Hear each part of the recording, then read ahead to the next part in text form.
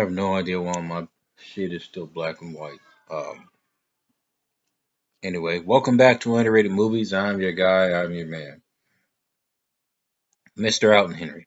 And today I'd like to talk to you about another underrated film that came out in 2018, which is one of my favorite films that came out that year. Probably my favorite Steve McQueen film currently at this time.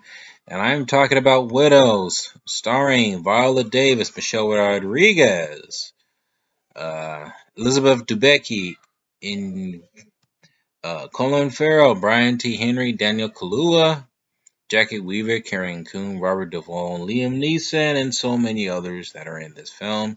It's about four women who have all everything in common, that their husbands have died in a heist, and they are forced to collect their debt by coming up with the money that they have to accumulate for a um, bad guy who's running for office, and they want them to collect $2 million, and so he could use it to fund his campaign.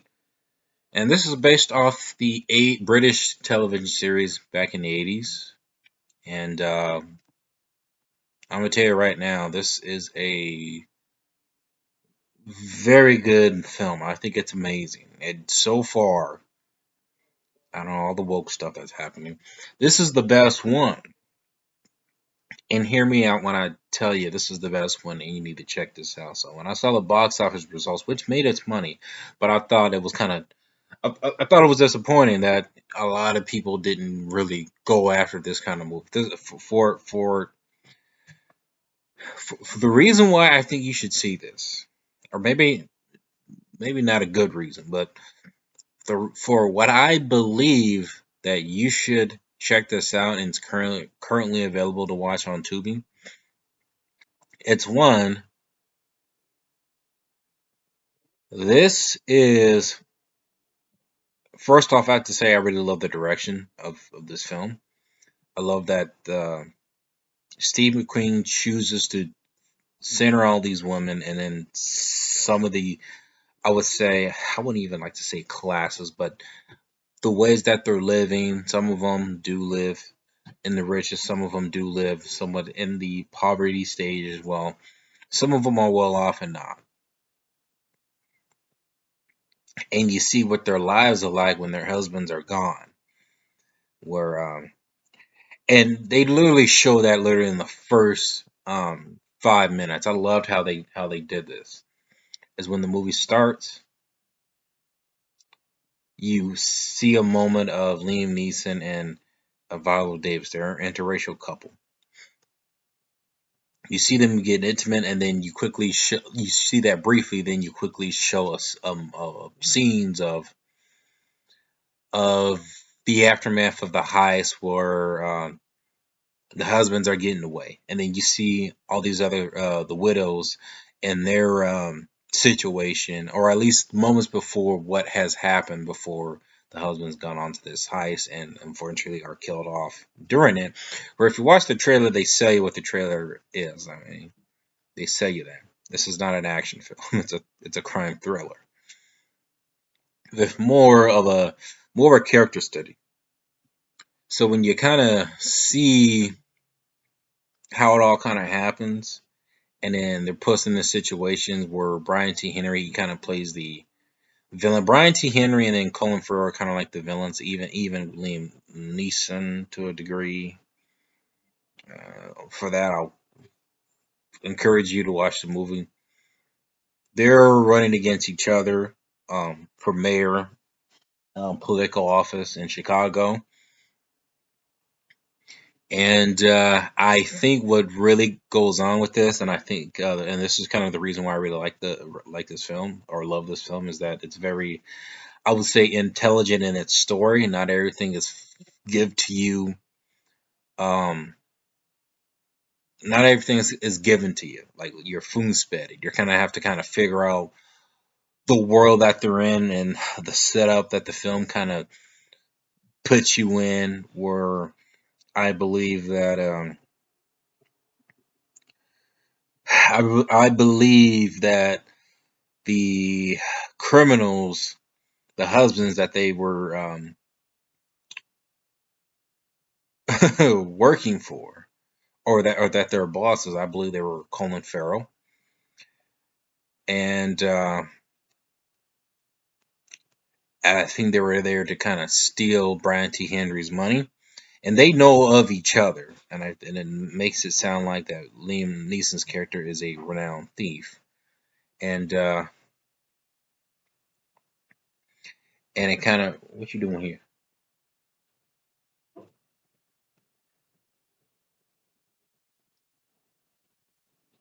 Yeah, that's TV. Mm. Are you silly? No, no, that's for you. After that kind of takes place, and Robert Duvall is kind of like the father of Colin Farrell's character,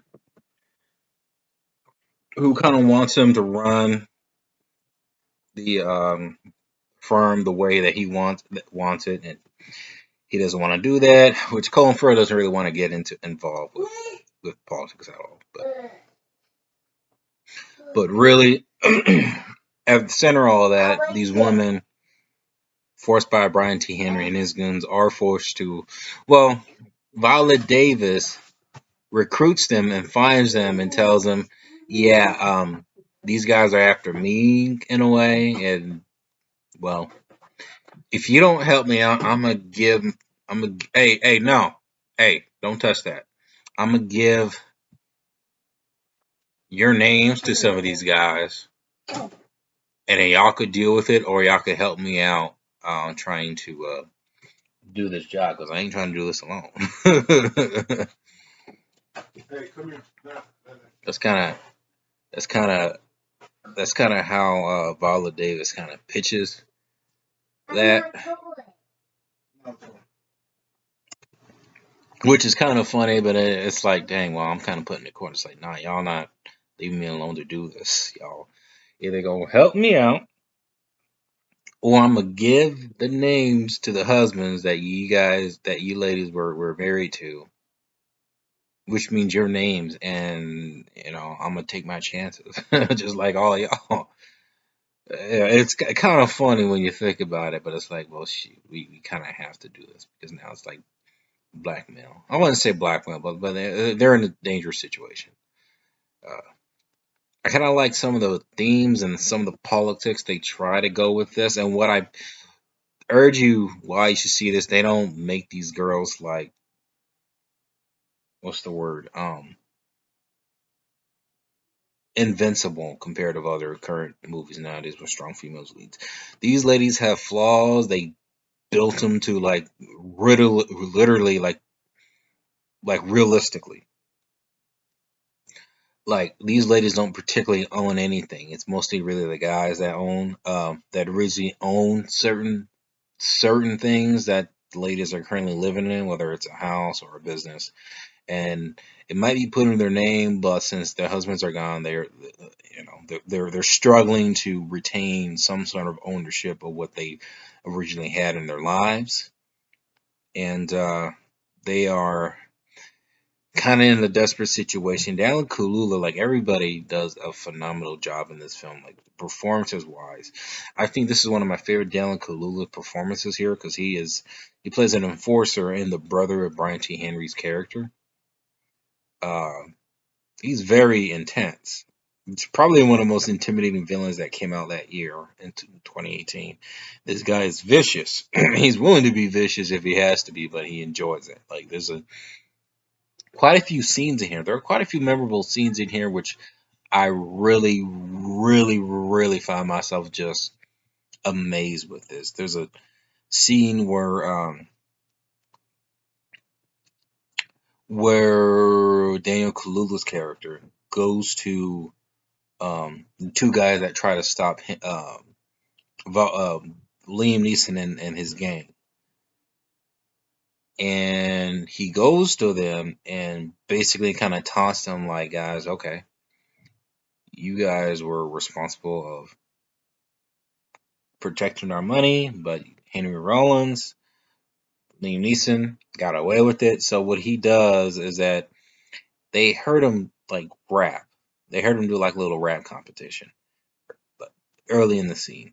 Then Dallin Kalula like tells them that he wants to hear it. And the camera does like a tracking shot around the two characters and around him. They kind of built tension. And Dan Kulu was like looking all intense at the guy. The next thing you know, let to know he shoots both. And it's very comical, but it was intense. And I love the intensity build up with this. And there's another scene with him interrogating another guy, the dude who played Uncle Benny from The Mummy, uh, or Benny, yeah, from The Mummy.